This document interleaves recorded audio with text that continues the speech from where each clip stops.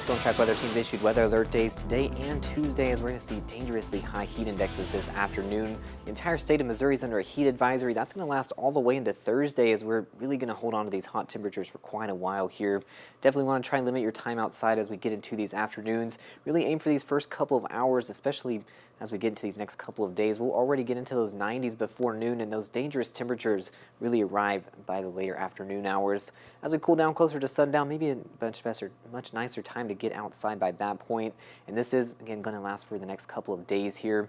We'll feel like those 90s before noon. It's going to be very muggy as you're headed out the door in the mornings. And then as we get into the afternoon, that humidity puts those heat indexes in the triple digits across the entire state here. Feels like 106 degrees as we get into the late afternoon hours in Missouri, and that is really when you want to stay indoors as much as possible. Make sure you've got that water bottle. Even if you're not outside a lot, you really just want to drink a lot of water as you can dehydrate very quickly with these hot temperatures here.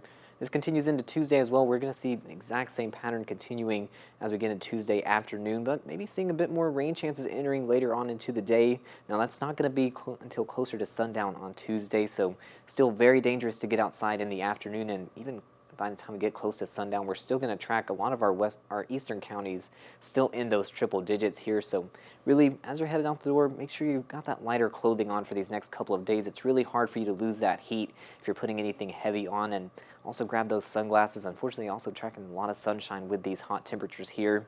We'll have some isolated chance for rain these next couple of days. It doesn't cool us down, though, until we get closer to next weekend. We'll have a weak cold front entering the area sometime on Thursday night, and that looks like it's going to cool us down nicely by the time we get into next weekend. Now, again, could be seeing some isolated storms for this afternoon. That's going to be right around that I-44 corridor, but also maybe just a little bit more north, closer to Jefferson City as well.